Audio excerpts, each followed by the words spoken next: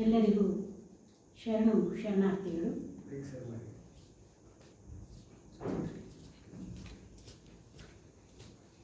ಪರಮ ಪೂಜ್ಯ ಡಾಕ್ಟರ್ ಕರ್ನಾಟಕ ರತ್ನ ಶಿವಕುಮಾರ ಸ್ವಾಮೀಜಿಯವರ ಪಾದಗಳಿಗೆ ಭಕ್ತಿಪೂರ್ವಕ ಪ್ರಣಾಮಗಳನ್ನು ಸಲ್ಲಿಸುತ್ತಾ, ಶ್ರೀಮಠದ ಹಿರಿಯ ಸ್ವಾಮೀಜಿಗಳಾದಂಥ ಪರಮ ಪೂಜ್ಯ ಸಿದ್ಧಲಿಂಗ ಮಹಾಸ್ವಾಮೀಜಿಯವರಿಗೆ ಭಕ್ತಿಪೂರ್ವಕ ಪ್ರಣಾಮಗಳನ್ನು ಸಲ್ಲಿಸುತ್ತಾ, ಪರಮ ಪೂಜ್ಯ ಶಿವ ಸಿದ್ದೇಶ್ವರ ಸ್ವಾಮೀಜಿಯವರು, ಕಿರಿಯ ಶ್ರೀಗಳು, ಸಿದ್ಧಗಂಗಾ ಮಠ ಇವರಿಗೂ ಭಕ್ತಿಪೂರ್ವಕ ಪ್ರಣಾಮಗಳನ್ನು ಸಲ್ಲಿಸುತ್ತಾ, ಇಲ್ಲಿ ಆಗಮಿಸಿರುವಂಥ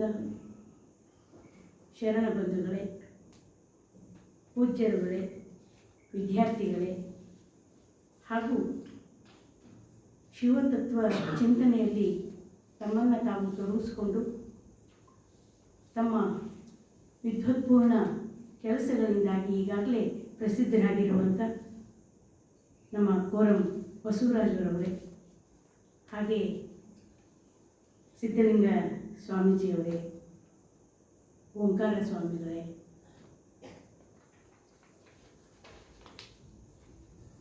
ಹಾಗೂ ಎಲ್ಲ ಶರಣ ಬಂಧುಗಳು, ನಿಜವಾಗೂ ಕೂಡ ತುಂಬ ಸಂತೋಷ ಆಗುತ್ತೆ. ನೀವೆಲ್ಲರೂ ಕೂಡ ಎಷ್ಟೊಂದು ಆಸಕ್ತಿಯಿಂದ ತಮ್ಮನ್ನು ತತ್ವಬದ್ಧ ಬದುಕಿಗೆ ತೆರೆದುಕೊಳ್ಬೇಕು ಅನ್ನೋ ಉದ್ದೇಶದಿಂದ ವಿದ್ಯಾರ್ಥಿಗಳು, ಪೂಜ್ಯರುಗಳು ಮತ್ತು ಮಾತೆಯರು ಇವರೆಲ್ಲರೂ ಕೂಡ ಆಗಮಿಸಿರುವಂಥದ್ದಿದೆಯಲ್ಲ, ಅದು ನಿಜವಾಗೂ ಕೂಡ ತುಂಬ ಸಂತೋಷವನ್ನು ತರುವಂಥದ್ದು. ಇವತ್ತು ಮಾತೆಯರು ಮನಸ್ಸು ಮಾಡಿದ್ರೆ ಖಂಡಿತವಾಗಿ ಯಾವುದಾದ್ರೂ ಒಂದು ಸಾಧನೆ ಸಾಧ್ಯ ಆಗುತ್ತೆ ಅನ್ನೋದಕ್ಕೆ ನೀವೆಲ್ಲ ಇಲ್ಲಿ ಆಗಮಿಸಿರೋದೇ ಸಾಕ್ಷಿಯಾಗಿದೆ. ನಿಜವಾದ ತತ್ವವನ್ನು, ತತ್ವಬದ್ಧ ಬದುಕನ್ನು ನೀವು ಬಾಳ್ತಾ ಮಕ್ಕಳಿಗೆ, ಮೊಮ್ಮಕ್ಕಳಿಗೆ ಕಲಿಸುವಂಥ ನಿಜವಾದಂಥ ಕ್ರಿಯಾಶೀಲತೆ ನಿಮ್ಮಲ್ಲಿದೆ ಅಂತ ಹೇಳಿ ನಿಮಗೆ ಮತ್ತೊಮ್ಮೆ ಶರಣು ಶರಣಾರ್ಥಿಗಳನ್ನು ಹೇಳ್ತಾ ನನ್ನ ಮಾತನ್ನು ಪ್ರಾರಂಭ ಮಾಡ್ತೀನಿ. ಗಂಭೀರ ಮಹಾಗಣದೊಳಗೆ ಘನಕ್ಕೆ ಘನವಾಗಿದ್ದೇನೆಯ್ಯ, ಘನಗಂಭೀರ ಮಹಾಗಣದೊಳಗೆ ಘನಕ್ಕೆ ಘನವಾಗಿದ್ದೇನೆಯ್ಯ, ಕೂಡಲ ಸಂಗಮ ದೇವಯ್ಯನೆಂಬ ಮಹಾ ಬೆಳಗಿನೊಳಗಿದ್ದೇನೆಂದು ಶಬ್ದ ಮುಕ್ತವಾದುದನೆಂಬುದೆನ್ನಯ್ಯ. ಪರಮ ನಿರಂಜನ ಬಸವಣ್ಣನವರ ಈ ವಚನವನ್ನು ನೆನಪಿಸ್ಕೊಂಡು ಇವತ್ತು ನಾನು ಆಯ್ಕೆ ಮಾಡಿಕೊಂಡಿರುವಂಥ ವಿಚಾರ ಸಂವಿಧಾನ ಮತ್ತು ವಚನಗಳು. ವಚನಗಳೇ ನಿಜವಾದಂಥ ಸಂವಿಧಾನಗಳು. ಇದು ನಮ್ಮೆಲ್ಲರಿಗೂ ಗೊತ್ತಿರುವಂಥದ್ದೇ. 12ನೇ ಶತಮಾನದ ವಚನಗಳು 19ನೇ ಶತಮಾನದ ಸಂವಿಧಾನಕ್ಕೆ ಸ್ಫೂರ್ತಿಯಾಗಿದೆ ಅನ್ನೋದನ್ನು ಅವರು ಹೇಳದಿದ್ದರೂ ಕೂಡ ಸಂವಿಧಾನವನ್ನು ಓದಿದ್ರೆ ನಮ್ಗೆ ಅರ್ಥ ಆಗ್ತಾ ಹೋಗುತ್ತೆ ನಿಜವಾಗೂ ಕೂಡ. ಯಾಕೆ ಅಂತಂದರೆ ಬಸವಾದಿ ಶರಣರು ಹಾಕಿಕೊಟ್ಟಂಥ ತತ್ವಬದ್ಧ ನುಡಿಗಳಿಗೆ ನಿಜವಾದಂಥ ಅರ್ಥವನ್ನು ಸಂವಿಧಾನದಲ್ಲಿ ಕಲ್ಪಿಸಿದ್ದಾರೆ ಅನ್ನೋದನ್ನು ನಾವ್ಯಾವತ್ತೂ ಮರೆಯೋಂಗಿಲ್ಲ. ಇವತ್ತು ಇಂತಹ ಒಂದು ಸಂಘರ್ಷದ ಬದುಕಿನಲ್ಲಿ, ಯುದ್ಧದ ಬದುಕಿನಲ್ಲಿ, ಯುದ್ಧಕ್ಕಾಗಿ ಎಲ್ಲ ಕಡೆ ಸಂಘರ್ಷಗಳು ನಡೀತಾ ಇರುವಂಥ ಹೊತ್ತಿನಲ್ಲಿ ನಮ್ಮ ಶರಣ ಚಿಂತನೆ ಎಷ್ಟು ಮಾನವೀಯವಾದದ್ದು ಅಂತ ಅನ್ನೋದನ್ನು ನಾವೆಲ್ಲರೂ ಅರ್ಥ ಮಾಡ್ಕೋಬೇಕು. ಇವತ್ತು ಶರಣ ಚಿಂತನೆಯೇ ಮಾನವೀಯತೆಯ ಮೂಲಕ ಇಡೀ ದೇಶವನ್ನು ಕಾಯುವಂಥ ಸ್ಥಿತಿಯಲ್ಲಿದೆ ಅನ್ನೋದನ್ನು ನಿಜವಾಗೂ ಕೂಡ ನಾವು ಅತ್ಯಂತ ಹೆಮ್ಮೆಯಿಂದ ಹೇಳಬೇಕಾಗುತ್ತೆ. ವಚನ ಸಾಹಿತ್ಯ ನಮ್ಮೆಲ್ಲರಿಗೂ ಒಂದು ದೊಡ್ಡ ಶಕ್ತಿಯಾಗಿ ನಿಂತಿದೆ. ವಚನ ಸಾಹಿತ್ಯ ವಿಶ್ವ ಸಾಹಿತ್ಯದಲ್ಲೇ ವಿಶೇಷ ಸ್ಥಾನ ಪಡೆದಿದೆ ಅಂದರೆ ಖಂಡಿತವಾಗಿ ತಪ್ಪಾಗಲಾರದು. ಕನ್ನಡ ಸಾಹಿತ್ಯ ವಿಶ್ವ ಸಾಹಿತ್ಯಕ್ಕೆ ಕೊಟ್ಟ ಕೊಡುಗೆ ವಚನ ಸಾಹಿತ್ಯವಾಗಿದೆ. ಒಂದೇ ಕಾಲಘಟ್ಟದಲ್ಲಿ ಬಹುಶಃ ಇಡೀ ಇದು ವಿಶ್ವದಲ್ಲೇ ತುಂಬ ದೊಡ್ಡ ಒಂದು ಹೆಸರನ್ನು ಮಾಡಿರುವಂಥ, ಹೆಮ್ಮೆ ಪಡುವಂಥದ್ದು. ಒಂದೇ ಕಾಲಘಟ್ಟದಲ್ಲಿ 770 ಜನ ವಚನಕಾರರು, 35 ಜನ ವಚನಕಾರ್ತಿಯರು ಅವಿರ್ಭವಿಸಿದ್ರಲ್ಲ, ಬಂದ್ರಲ್ಲ ಅವರು ವಚನ ರಚನೆಯ ಮೂಲಕ ಇಡೀ ಸಮಾಜದಲ್ಲಿ ತೊಡಕೊಂಡ್ರಲ್ವ, ಅದು ಎಲ್ಲದಕ್ಕಿಂತ ತುಂಬ ದೊಡ್ಡದಾದಂಥ ಒಂದು ಸಾಧನೆ. ಬಹುಶಃ ಆ ವಚನಗಳ ಬರವಣಿಗೆಯಲ್ಲಿ ತೊಡಕೊಂಡಿದ್ದೇ ಇದೆಯಲ್ಲ, ಅದು ಬಹುಶಃ ಇಡೀ ವಿಶ್ವದ ಯಾವ ಸಾಹಿತ್ಯದಲ್ಲೂ ಇಂಥದ್ದೊಂದು ದೊಡ್ಡ ಕೆಲಸ ಆಗಿಲ್ಲ. ಇದನ್ನು ನಾವು ಅತ್ಯಂತ ಹೆಮ್ಮೆಯಿಂದ, ಅದರಲ್ಲೂ ಕನ್ನಡ ನಾಡು, ಅದರಲ್ಲೂ ಭಾರತ, ಅತ್ಯಂತ ಹೆಮ್ಮೆಯಿಂದ ನಾವು ಹೇಳಬೇಕಾಗುತ್ತೆ. ಅದರಿಂದ ಕನ್ನಡದ ನೆಲದಲ್ಲಿ ಸಮಾಜೋಧಾರ್ಮಿಕ ಆಂದೋಲನವನ್ನು ವಚನ ಸಾಹಿತ್ಯದ ಆಂದೋಲನದ ಮೂಲಕ ಹರಡಿದ್ರಲ್ಲ ಬಸವಾದಿ ಶರಣರು, ಅದು ನಿಜವಾಗೂ ಕೂಡ ಇಂಥದ್ದೊಂದು ದೊಡ್ಡ ಸಾಧನೆಗೆ ಸಾಧ್ಯ ಆಯಿತು ಅನ್ನೋದನ್ನು ನಾವೆಲ್ಲರೂ ಒಪ್ಕೋಬೇಕಾಗುತ್ತೆ, ಇಡೀ ವಿಶ್ವವೇ ಒಪ್ಕೋಬೇಕಾಗುತ್ತೆ. ಇವತ್ತು ಇಡೀ ವಿಶ್ವದಲ್ಲಿ ಕನ್ನಡದ ಕಡೆ ನೋಡ್ತು ಅಂತಂದರೆ ಅಲ್ಲಿ ಕಾಣುವಂಥದ್ದೇ ವಚನ ಸಾಹಿತ್ಯ. ಇವತ್ತು ಯಾವುದೇ ಸಾಹಿತಿ ಅಥವಾ ಹಿಂದಿನಿಂದನೂ ಬಂದಿರುವಂಥ ಯಾವುದೇ ಸಾಹಿತಿ ಏನಾದರೂ ಬರೀಬೇಕು ಅಂದರೆ ವಚನ ಸಾಹಿತ್ಯವನ್ನು ಮುಟ್ಟದರೆ, ಅದನ್ನು ಓದಲೇ ಖಂಡಿತವಾಗಿ ಯಾರು ಏನನ್ನೂ ಬರೆಯೋದಕ್ಕೆ ಸಾಧ್ಯ ಇಲ್ಲ. ಆ ತತ್ವಬದ್ಧ ಬದುಕಿನ ನಡೆಯಲ್ಲಿ ನಡೆದೇ ನಾವು ನಮ್ಮ ಒಂದು ಸಾಹಿತ್ಯದ ನಿಜವಾದಂಥ ಕೆಲಸವನ್ನು ಮಾಡಬೇಕಾಗುತ್ತೆ ಅನ್ನೋದನ್ನು ಕೂಡ ನಾವ್ಯಾರು ಯಾವ ಸಾಹಿತಿಯೂ ಕೂಡ ಮರೆಯುವಂತಿಲ್ಲ. ಅಂತಹ ಒಂದು ಹಿನ್ನೆಲೆಯಿಂದ ನಿಜವಾಗೂ ಕೂಡ ಇವತ್ತು ಸಂವಿಧಾನಕ್ಕೆ ಹೇಗೆ ವಚನಗಳು, ವಚನ ಸಾಹಿತ್ಯ ಆಧಾರವಾಯಿತು ಅನ್ನೋದನ್ನು ನಾವಿವತ್ತು ನಿಜವಾಗೂ ಕೂತ್ಕೊಂಡು ಚಿಂತನೆಯನ್ನು ಮಾಡಬೇಕಾಗುತ್ತೆ. ಆ ಚಿಂತನೆಯ ಹಿನ್ನೆಲೆಯಿಂದ ನಾವು ನಮ್ಮನ್ನು ಅದಕ್ಕೆ ತೊಡಗಿಸ್ಕೋಬೇಕಾಗುತ್ತೆ. ಆ ಚಿಂತನೆಗಳು ಮೂರ್ತ ರೂಪಕ್ಕೆ ಬರೋದಕ್ಕೆ ಇಡೀ ಕಲ್ಯಾಣ ಸಿದ್ಧವಾಗಿದ್ದನ್ನು ಬಸವಣ್ಣ ತುಂಬ ಚೆನ್ನಾಗಿ ನಿರೂಪಿಸ್ತಾರೆ. ಬಹುಶಃ ಅವ್ರ ನಾಯಕತ್ವದಲ್ಲಿ ಕಲ್ಯಾಣದಲ್ಲಿ ವಚನ ಸಾಹಿತ್ಯದ ಆಂದೋಲನ ಆಗೋದಕ್ಕೆ ಅದರದ್ದೇ ಆದಂಥ ಒಂದು ನೆಲವನ್ನು ಸಿದ್ಧ ಮಾಡುವಂಥ ಒಂದು ಕೆಲಸವನ್ನು, ಒಂದು ಆಂದೋಲನವನ್ನು ಮಾಡೋದು. ಇವತ್ತು ನಾವು ಚಳುವಳಿಗಳನ್ನು ನೋಡ್ತೀವಿ, ಸಾಹಿತ್ಯ ಚಳುವಳಿ ಆಗಿರ್ಬೋದು, ಬೇರೆ ಸಾಮಾಜಿಕ ಚಳುವಳಿ ಆಗಿರ್ಬೋದು, ಅದಕ್ಕೆಲ್ಲ ಮೂಲ ವಚನ ಚಳುವಳಿ ಅನ್ನೋದನ್ನು ನಾವು ಯಾರೂ ಮರೆಯೋಂಗಿಲ್ಲ. ಅದಕ್ಕೆ ಅಲ್ಲಿಯವರೆಗೂ ಕೂಡ ಯಾವ ಆಂದೋಲನಗಳು ಆಗಿರಲಿಲ್ಲ. ವಚನ ಚಳುವಳಿ ಆಂದೋಲನ, ಕಲ್ಯಾಣ ಕ್ರಾಂತಿ ಅಥವಾ ಕಲ್ಯಾಣದ ಹತ್ಯಾಕಾಂಡ ಅಂತ ಕರೆಯೋಣ, ಇವೆಲ್ಲವೂ ಕೂಡ ಒಂದು ಆಂದೋಲನದ ರೂಪದಲ್ಲಿ ಬಂದು ಇಡೀ ಕನ್ನಡ ನಾಡಿಗೆ ಒಂದು ಹೊಸ ಚೈತನ್ಯವನ್ನು, ಹೊಸ ಹಾದಿಯನ್ನು ಹಾಕ್ಕೊಟ್ಟಿದ್ದನ್ನು ನಾವ್ಯಾರೂ ಮರೆಯೋಂಗಿಲ್ಲ. ಬಹುಶಃ ಸಮಾನತೆಯ ಮೂಲಕ ವರ್ಗ, ವರ್ಣ, ಜಾತಿ ಇವೆಲ್ಲವನ್ನು ತೊಡೆದು ಹಾಕುವಂಥ, ಮೇಲು ಕೀಳು ಅಸ್ಪೃಶ್ಯತೆಯನ್ನು ತೊಡೆದು ಜಾತೀಯ ಬೇರುಗಳನ್ನು ಕೀಳುವಂಥ ಕೆಲಸವನ್ನು ಬಸವಾದಿ ಪ್ರಮಥರು ಮಾಡಿದ್ರು ಬಸವಣ್ಣನ ಮಾರ್ಗದರ್ಶನದಲ್ಲಿ. ಬಹುಶಃ ನಿಮ್ಮೆಲ್ಲರಿಗೂ ಗೊತ್ತಿರ್ಬೋದು, ಈ ಬಾರಿಯ ಕಳೆದ ಬಾರಿಯ ಬಸವ ಜಯಂತಿಯಲ್ಲಿ ಒಂದು ಅನೌನ್ಸ್ಮೆಂಟ್ ಆಯಿತು ಸರ್ಕಾರದಿಂದ. ಏನು ಅಂತ ಗೊತ್ತಿದೆ, ಎಲ್ಲರಿಗೂ ಗೊತ್ತಿದೆ. ನಮ್ಮ ಸಾಂಸ್ಕೃತಿಕ ನಾಯಕ ಬಸವಣ್ಣ. ಯಾಕೆ ಸಾಂಸ್ಕೃತಿಕ ನಾಯಕ ಬಸವಣ್ಣನೇ ಮಾಡಿದ್ರು? ಬಸವಣ್ಣ ನಮ್ಮ ನಾಯಕತ್ವವನ್ನು ವಹಿಸಿದ್ರು ಆಯಿತು. ಅದಕ್ಕೂ ಮುಂಚೆ ಅಂಬಿಗರ ಚೌಡಯ್ಯ ವಚನಗಳನ್ನು ಬರಿತಾ ಹೋದರು. ಆದರೆ ಬಸವಣ್ಣನ ವ್ಯಕ್ತಿತ್ವಕ್ಕೆ ಯಾಕೆ ಒಬ್ಬ ನಾಯಕನ ಸ್ಥಾನವನ್ನು ಮತ್ತು ಅವರನ್ನು ಆ ರೀತಿಯಲ್ಲಿ ಬಿಂಬಿಸೋದಕ್ಕೆ ಹೇಗೆ ಸರ್ಕಾರ ಸಾಧ್ಯ ಆಯಿತು ಅನ್ನೋದ್ರ ಬಗ್ಗೆ ನೀವೆಲ್ಲರೂ ಕೂಡ ಆಲೋಚನೆ ಮಾಡಿದ್ದೀರಾ. ನಮ್ಮ ಸಾಂಸ್ಕೃತಿಕ ನಾಯಕ ಬಸವಣ್ಣ ಹೇಗಾದರು? ಬಸವಣ್ಣನ ಒಂದು ಪರಿಪೂರ್ಣ ವ್ಯಕ್ತಿತ್ವ ನಮ್ಮೆಲ್ಲರಿಗೂ ಗೊತ್ತಿದೆ. ಬಸವಣ್ಣ ಯಾವತ್ತೂ ಕೂಡ ತನಗಾಗಿ ಏನನ್ನೂ ಮಾಡಲಿಲ್ಲ, ಸಮಾಜಕ್ಕಾಗಿ ಮಾಡಿದ್ರು, ಜನರಿಗಾಗಿ ಮಾಡಿದ್ರು.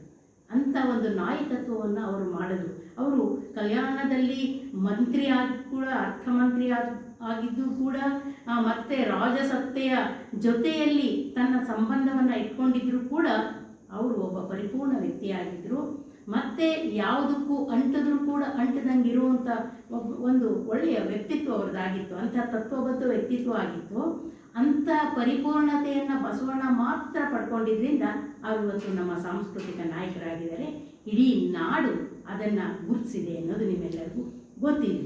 ಬಹುಶಃ ವರ್ಣ, ಜಾತಿ, ಲಿಂಗ ಇವುಗಳ ವಿಷಯದಲ್ಲಿ ಭೇದ ಸಂಸ್ಕೃತಿಯೇ ಪ್ರಧಾನ ಆಗಿತ್ತು. ವೈದಿಕಾಚರಣೆಯ ಮೂಲಕ ಭೇದ ಸಂಸ್ಕೃತಿ ಅಂದರೆ ಎಲ್ಲರನ್ನೂ ಭೇದ ಒಡೆದು ಆಳುವಂಥ ಒಂದು ವ್ಯವಸ್ಥೆ ನಮ್ಮಲ್ಲಿತ್ತು. ಅಂದಿನ ಸಾಮಾಜಿಕ ವ್ಯವಸ್ಥೆಗೆ ಶರಣ ಸಂಸ್ಕೃತಿ ನಿಜವಾಗೂ ಕೂಡ ಅವನ್ನೆಲ್ಲನೂ ಮಟ್ಟ ಹಾಕುವಂಥ, ಮೌಢ್ಯವನ್ನು ಮಟ್ಟ ಹಾಕುವಂಥ, ಇವತ್ತು ಸಂಪ್ರದಾಯದ ಹೆಸರಲ್ಲಿ ಮೌಢ್ಯ ಇವತ್ತು ಕೂಡ ವೈದಿಕಾಚರಣೆಯಲ್ಲಿ ಅದಿದೆ.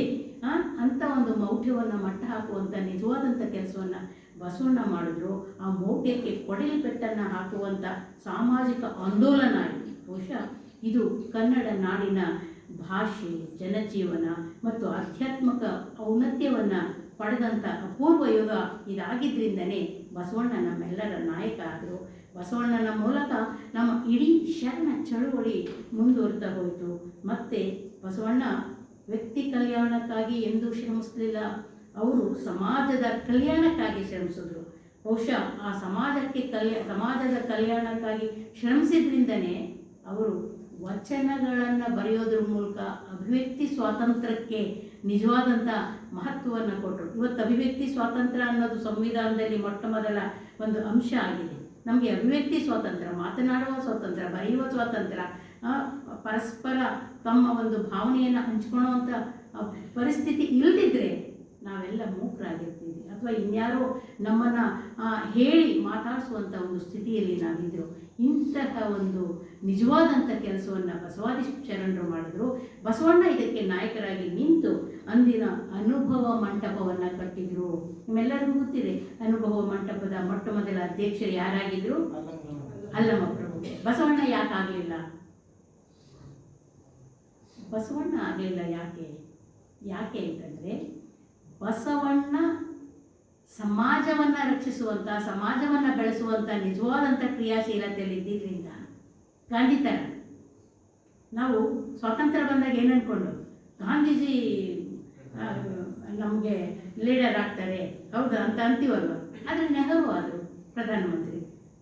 ಗಾಂಧೀಜಿ ಯಾಕೆ ಆಗಲಿಲ್ಲ ಅಂದರೆ, ಇಷ್ಟೆಲ್ಲ ಕೆಲಸವನ್ನು ಮಾಡಿ ಅವರು ವ್ಯಕ್ತಿಗತವಾಗಿ ಯಾವತ್ತೂ ಆಲೋಚನೆಯನ್ನು ಮಾಡಲಿಲ್ಲ. ಬಸವಣ್ಣನೂ ಕೂಡ ಅದನ್ನೇ ಮಾಡಿದ್ರು. ಬಸವಣ್ಣ ಹೇಗೆ ಗಾಂಧೀಜಿಗೂ ಅಂಬೇಡ್ಕರ್ಗೂ ಆಧಾರ ಆದರು, ಅವರಿಬ್ಬರಿಗೂ ಕೂಡ ಮಾದರಿ ಆದರು ಅಂದರೆ ಈ ಮೂಲಕ ತಾವು ಮಾಡುವಂಥ ಕೆಲಸ ತನಗಲ್ಲ, ಅದು ಸಮಾಜಕ್ಕೆ ಏನು ಬೇಕು ಅನ್ನೋದನ್ನು ನಾವು ತೋರಿಸ್ಬೇಕು. ಸಮಾಜ ಅದನ್ನು ಒಪ್ಕೋಬೇಕು. ನಾನೇ ಅಂತ ಆಡಬಾರ್ದು ಅನ್ನೋ ಒಂದು ಕಾರಣಕ್ಕೆ ಬಸವಣ್ಣ ಯಾವತ್ತೂ ಕೂಡ ತನಗಾಗಿ ಏನನ್ನೂ ಮಾಡಲಿಲ್ಲ, ಸಮಾಜಕ್ಕಾಗಿ ಏನನ್ನು ಮಾಡಿದ್ರು. ವ್ಯಕ್ತಿಯ ನಿಜವಾದಂಥ ಒಂದು ಚೈತನ್ಯವನ್ನು ಬೆಳೆಸೋದಕ್ಕಾಗಿ ಅಲ್ಲಮ ಪ್ರಭುವನ್ನು ಶೂನ್ಯ ಪೀಠದಲ್ಲಿ ಕೂರಿಸುವಂಥ ಕೆಲಸವನ್ನು ಮಾಡಿ ಅನುಭವ ಮಂಟಪದ ಮೂಲಕ ಮೊದಲ ಸಂಸತ್ತಿಗೆ ಬುನಾದಿಯನ್ನು ಹಾಕೋದು. ಇವತ್ತು ನಾವು ಸಂಸತ್ತು ಅಂತ ಕರಿತೀವಿ, ಹೌದಲ್ವಾ? ಇವತ್ತು ನಾವು ಸಂವಿಧಾನದ ಬಗ್ಗೆ ಮಾತಾಡ್ತೀವಿ ಅಂತಂದರೆ, ಸಂಸತ್ ಬಗ್ಗೆ ಮಾತಾಡ್ತೀವಿ ಅಂತಂದರೆ, ರಾಜಕೀಯ ಮುತ್ಸದ್ದಿತನದ ಬಗ್ಗೆನೂ ಕೂಡ ಬಸವಣ್ಣನಿಗೆ ಒಂದು ಒಳನೋಟ ಇತ್ತು. ಇನ್ಸೈಟ್ ಅಂತ ಕರಿತೀವಲ್ವ, ಅಂತಹ ಒಂದು ಒಳನೋಟ ಇತ್ತು.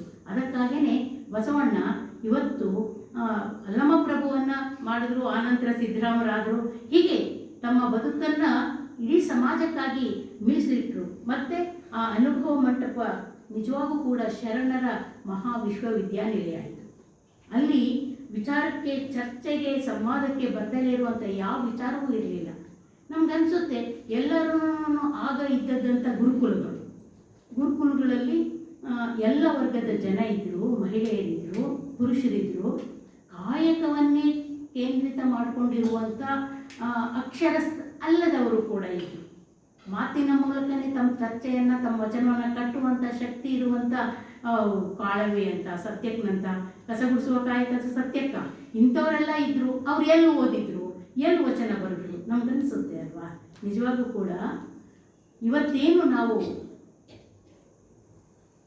ವಚನ ಸಾಹಿತ್ಯವನ್ನು ಓದ್ತಾ ಹೋಗ್ತೀವಿ, ಅವರ ವಚನ ಸಾಹಿತ್ಯದ ಮೂಲಕ ಅವರನ್ನು ತಿಳ್ಕೊತಾ ಹೋಗ್ತೀವಿ.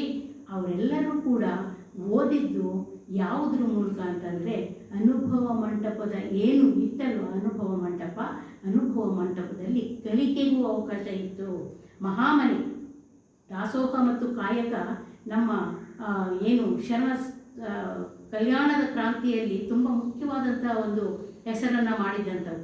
ಆ ಮಹಾಮನೆಯಲ್ಲಿ ಎಲ್ಲರಿಗೂ ಶಿಕ್ಷಣ ನಡೀತಾ ಇತ್ತು. ಆ ಶಿಕ್ಷಣದ ಮೂಲಕ ಅವರು ಕಲಿತಾ ಇದ್ದರು. ತಮ್ಮ ಕೆಲಸವನ್ನ ನಂತರ ಅಲ್ಲಿ ಕಲಿತಾ ಹೋದರು. ಕಲಿತಾ ತಮ್ಮ ಒಂದು ವಿಚಾರಗಳನ್ನು ಮಂಡಿಸುವಂಥ ಶಕ್ತಿಯನ್ನು ಬೆಳೆಸ್ಕೊಂಡು, ಆ ಶಕ್ತಿಯ ಮೂಲಕ ಅನುಭವ ಮಂಟಪಕ್ಕೆ ಬಂದು ಅಲ್ಲಿ ಅಂದಿನ ವಿಚಾರಗಳಿಗೆ, ತಾವು ಕಂಡುಂಡ ಅನುಭವಗಳನ್ನು ಮತ್ತು ಬದುಕಿನ ನಾನಾ ವಿಚಾರಗಳನ್ನು ತಿಳ್ಕೊತಾ ಹೋಗ್ತಾ ಇದ್ರು. ಸ್ತ್ರೀ ಪುರುಷರೆಲ್ಲ ಜ್ಞಾನವಂತರಾಗಿದ್ದರು. ನಿಮಗೆ ಗೊತ್ತಿರಲಿ, ಇಡೀ ಬಸವ ಚಳುವಳಿ ಅಥವಾ ಕಲ್ಯಾಣ ಚಳುವಳಿ ಕಾಯಕ ಜೀವಿಗಳ ಚಳುವಳಿ ಅಂತ. ಎಲ್ಲರೂ ಕೂಡ ಅವ್ರವ್ರಿಗೆ ಯಾವುದು ಕಾಯಕ ಬರ್ತಿತ್ತೋ ಅದರ ಮೂಲಕನೇ ಶರಣರಾಗಿದ್ದರು. ಹೌದಲ್ವಾ? ಡೋಹಾರ ಕಕ್ಕಯ್ಯ ಆಗಿರ್ಬೋದು, ಸಮಕಾರ ಹರಳಯ್ಯ ಆಗಿರ್ಬೋದು, ಮತ್ತು ಸತ್ಯಕ್ಕ ಆಗಿರ್ಬೋದು, ಇವರೆಲ್ಲ ಅವ್ರವ್ರ ಕಾಯಕಗಳನ್ನು ಮಾಡ್ತಾ ಹೋದರು. ಆ ಕಾಯಕದ ಮೂಲಕ ಅವರು ತಮ್ಮ ಒಂದು ಬದುಕಿನ ಮಾರ್ಗವನ್ನು ಕಂಡ್ಕೊತಾ ಹೋದರು. ಅದಕ್ಕೋಸ್ಕರನೇ ಕಾಯಕ ಮತ್ತು ದಾಸೋಹಕ್ಕೆ ನಿಜವಾದಂಥ ಒಂದು ಶಕ್ತಿ ಇದೆ ಅನ್ನೋದು ನಮಗೆ ಕಲ್ಯಾಣ ಕ್ರಾಂತಿಯ ಮೂಲಕ ಗೊತ್ತಾಗ್ತಾ ಹೋಯಿತು. ಅದರಿಂದ ತಮ್ಮ ಜ್ಞಾನವಂತರಾಗಿ ತಮ್ಮ ಆತ್ಮವಿಮರ್ಶೆಗೆ, ಸಾಮಾಜಿಕ ವಿಮರ್ಶೆಗೆ, ಅನುಭಾವಿಕ ರಚನೆಗೆ ಮುಂದಾಗುವಷ್ಟು ಜ್ಞಾನವನ್ನು ಅವರು ಸಂಪಾದಿಸಿದ್ರಿಂದ ಮಾತ್ರ ವಚನಗಳನ್ನು ಅವರು ರಚಿಸೋದಕ್ಕೆ ಸಾಧ್ಯ ಆಯಿತು. ತಮ್ಮ ತಮ್ಮ ಸಾಮಾನ್ಯ ಕಾಯಕಗಳ ಮೂಲಕ ಜ್ಞಾನದ ಹಸಿವನ್ನು ನೀಗಿಸ್ಕೊಂಡು ಶರಣರ ಅನುಭಾವಿಕ ಶಕ್ತಿ ಅಷ್ಟಿತ್ತು ಅಂದರೆ ಇಡೀ ವಿಶ್ವವೇ ತಲೆಬಾಗುತ್ತೆ. ಇಷ್ಟೆಲ್ಲ ಆಯಿತು. 35 ಜನ ವಚನಕಾರ್ತಿಯರು, ಅವ್ರಿಗೆ ಯಾರು ಮನೆಯಲ್ಲಿ ಪಾಠ ಹೇಳ್ಬೋದು. ಎಲ್ಲೋ ಅಕ್ಕಮಹಾದೇವಿ ಅಂತ, ನೀಲಂಬಿಕೆ ಅಂತ, ಗಂಗಾಂಬಿಕೆ ಅಂತ ಅವ್ರಿಗೆ ಗುರುಮಠಗಳಲ್ಲಿ ಓದುವಂಥ ಅವಕಾಶ ಇತ್ತು. ಮಿಕ್ಕೆಲ್ಲ ಶರಣೀಯರಿಗೆ ಎಲ್ಲಿ ಅವಕಾಶ ಇತ್ತು? ಇಲ್ಲ. ಅವರೆಲ್ಲ ಸ್ವಲ್ಪ ಸ್ಥಿತಿವಂತರಾಗಿದ್ದರು. ಅವ್ರನ್ನೆಲ್ಲರನ್ನು ಗುರುಮಠಗಳಿಗೆ ಸೇರಿಸ್ತಾ ಇದ್ದರು. ಅಲ್ಲಿ ಓದೋದಕ್ಕೆ ಅವಕಾಶ ಇತ್ತು. ಅವರು ಮನೆಗಳಲ್ಲೂ ಕೂಡ, ಈಗ ನೀಲಾಂಬಿಕೆ ಬಿಜ್ಜಳನ ತಂಗಿ ಆಗಿದ್ದರಿಂದ ಓದೋದಕ್ಕೆ ಅವಕಾಶ ಇತ್ತು. ಅದ್ರ ಮೂಲಕ ಗಂಗಾಂಬಿಕೆಗೆ ಅವಕಾಶ ಇತ್ತು. ಮತ್ತು ಇವೆಲ್ಲವೂ ಅಕ್ಕಮಹಾದೇವಿಗಿತ್ತು. ಉಡುತಡಿಯಲ್ಲಿ ಅಕ್ಕ ಗುರುಮಠಕ್ಕೆ ಹೋಗಿ ಓದ್ಕೊಂಡು ಬಂದಿರುವಂಥ ಅವಕಾಶ ಇತ್ತು. ಆದರೆ ಮಿಕ್ಕೆಲ್ಲ ಶರಣೀಯರಿಗೆ ಎಲ್ಲಿತ್ತು? ಖಂಡಿತ ಇರಲಿಲ್ಲ. ಆ ಶರಣೀಯರೆಲ್ಲ ತಮ್ಮ ಒಂದು ಜ್ಞಾನದ ವಿಚಾರಗಳನ್ನು ತಮ್ಮ ಅಭಿವ್ಯಕ್ತಿಯ ಮೂಲಕ ಪಡಿಬೇಕು ಅನ್ನೋ ಒಂದು ತಹತೈಕೆ ಇತ್ತು. ಅದಕ್ಕೋಸ್ಕರನೇ ಸಾಹಿತ್ಯದ ಮಾತಿದೆ, ಬರೆಯುವ ಕವಿಗಳು ಬರೆಯದ ಕವಿಗಳು ಅಂತ. ಬರೆಯುವ ಕವಿಗಳು ಅಂದರೆ ಯಾರು? ಸಾಹಿತ್ಯ ಬರುತ್ತೆ, ಅದರ ಮೂಲಕ ಬರಿತಾ ಹೋಗ್ತೀವಿ. ನಾನೊಬ್ಬ ಕವಿ ಅಂತ ಅಂದ್ಕೊಳ್ಳೋಣ. ನನಗೆ ಸಾಹಿತ್ಯ ಬರುತ್ತೆ, ಓದೋದಕ್ಕೆ ಬರುತ್ತೆ, ನಾನು ಪಾಠಶಾಲೆಯಲ್ಲಿ ಕಲ್ತಿದ್ದೇನೆ, ಕಾಲೇಜಲ್ಲಿ ಕಲ್ತಿದ್ದೀನಿ, ನಾನು ಬರಿತೀನಿ. ಆದರೆ ಬರೆಯದ ಕವಿಗಳು ಯಾರು? ಒಬ್ಬ ರೈತನಿಗೆ ಏನೋ ಬೇಕು ಅಂತ ಅನಿಸುತ್ತೆ, ರೈತನಿಗೆ ನಾನೇನೋ ಹೇಳಬೇಕು ಅಂತ ಅನಿಸುತ್ತೆ, ಅಭಿವ್ಯಕ್ತಿ. ಬರೆಯೋದಕ್ಕೆ ಬರಲ್ಲ ಅವನಿಗೆ, ಹೌದಲ್ವ? ಓದಿಲ್ಲ ಅವನು. ಅದರಿಂದ ಸಾಹಿತ್ಯದಲ್ಲಿ ಅಥವಾ ಸಮಾಜದಲ್ಲಿ ಬರೆಯುವ ಕವಿಗಳು, ಬರೆಯದ ಕವಿಗಳು. ನಾವು ಎಷ್ಟೋ ಸರಿ ನಮ್ಮ ಅಮ್ಮನೋ ನಮ್ಮ ಅಪ್ಪನೋ ಏನೋ ಹೇಳ್ತಿರ್ತಾರೆ, ಅದಕ್ಕೆ ಒಂದು ಸಾಹಿತ್ಯಕ್ಕೆ ಟಚ್ ಇರುತ್ತೆ, ಅರ್ಥ ಇರುತ್ತೆ ಅನ್ನೋದನ್ನು ನಾವೊಬ್ಬ ಜ್ಞಾನಿಯಾಗಿ ಆಲೋಚನೆ ಮಾಡಿದ್ರೆ ಅವ್ರಿಗೆ ಅದು ಒಲಿದು ಬಂದಿಲ್ಲ. ಆದರೆ ಅವ್ರಿಗೆ ಆ ಸಾಹಿತ್ಯದ ಒಲವು ಒಳಗಡೆ ಇರುತ್ತೆ. ಅದರಿಂದನೇ ನಾವು ಎಲ್ಲರನ್ನೂ ಕೂಡ ಜ್ಞಾನದ ದೃಷ್ಟಿಯಿಂದ ನೋಡಬೇಕು ಅನ್ನೋದು. ಅದರಿಂದ ವಚನಗಳನ್ನು ಹೇಗೆ ಬರಿತಾ ಹೋದರು ಅನ್ನೋದು. ವಚನ ಅಂದರೆ ನಿಮ್ಮೆಲ್ಲರಿಗೂ ಗೊತ್ತಿದೆ. ವಚನ ಅಂದರೆ ಪ್ರಮಾಣ. ವಚನ ಕೊಡು ಅಂತ ಕರೀತಾರೆ. ನೀವು ಮಾಡ್ತೀನಿ ಅಂತ ವಚನ ಕೊಡ್ತೀಯಲ್ವಾ ಅಂತಾರೆ. ವಚನ ಅಂದರೆ ಪ್ರಮಾಣ. ಅದಕ್ಕೆ ಎಂತಹ ಒಂದು ದೊಡ್ಡ ಹೆಸರನ್ನು ಬಸವಾದಿ ಪ್ರಮಥರಿಟ್ಟರು ಅಂತ ಬಸವಣ್ಣನೇ ಇಟ್ಟಿದ್ದು. ಅದನ್ನು ನಿಜವಾಗೂ ಕೂಡ ಆ ಪ್ರಮಾಣವನ್ನು ಆತ್ಮಪೂರ್ವಕವಾಗಿ ಮಾಡುವಂಥದ್ದು ಇದೆಯಲ್ಲ, ಅದು ನಿಜವಾಗೂ ಕೂಡ ಒಂದು ಶಕ್ತಿ.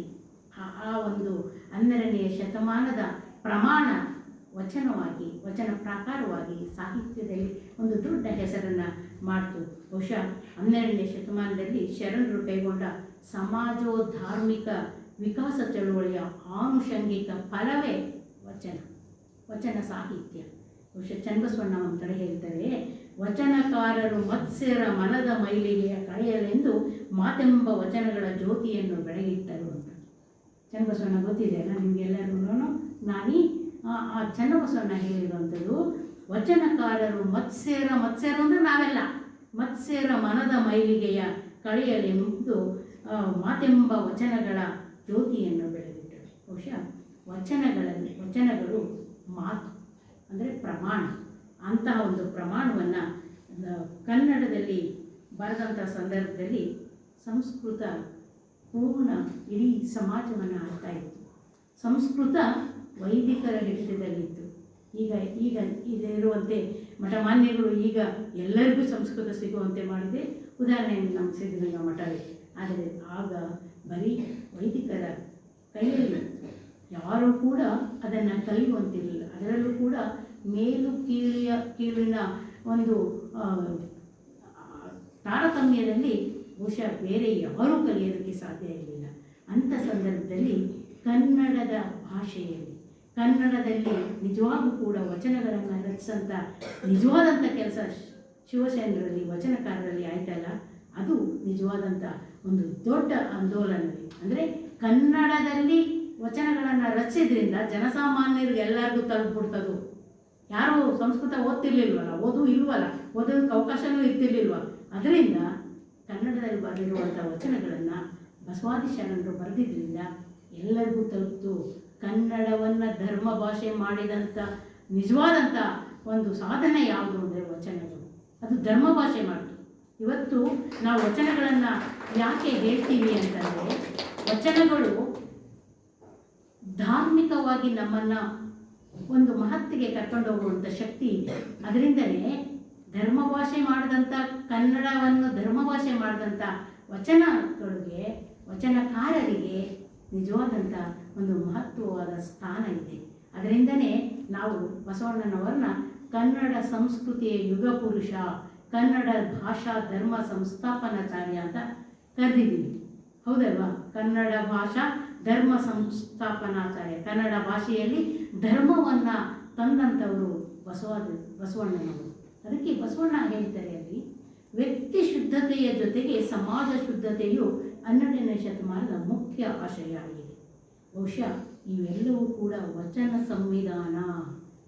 ಸಂವಿಧಾನದಲ್ಲಿ ಏನಿದೆ, ಬಸವಣ್ಣನವರು ತಂದಂಥ ವ್ಯಕ್ತಿ ಶುದ್ಧತೆಯ ಜೊತೆ ಸಮಾಜ ಶುದ್ಧತೆಯು ಕೂಡ ತುಂಬ ಮುಖ್ಯವಾದದ್ದು. ಬಸವಣ್ಣ ಏನು ಹೇಳಿದ್ದಾರೆ ಅಂದರೆ, ಸಮಾನತೆ, ಸ್ತ್ರೀ ಪುರುಷರ ಸಮಾನತೆ, ಲಿಂಗ ತಾರತಮ್ಯವಿಲ್ಲದಂಥ ಬದುಕು, ಆರ್ಥಿಕ ಸಮಾನತೆ, ಸ್ವಾತಂತ್ರ್ಯ, ಮಾನವ ಹಕ್ಕುಗಳೆಲ್ಲ ಮೊಟಕಾಗಿ ಇಡೀ ಸಮಾಜವನ್ನು ನುಂಗಿ ನುಡಿಯುವಂಥ ನಿಜವಾದಂಥ ಕೆಲಸ ಆ ಕಾಲದಲ್ಲಿ ಆಗ್ತಿತ್ತು 12ನೇ ಶತಮಾನದಲ್ಲಿ.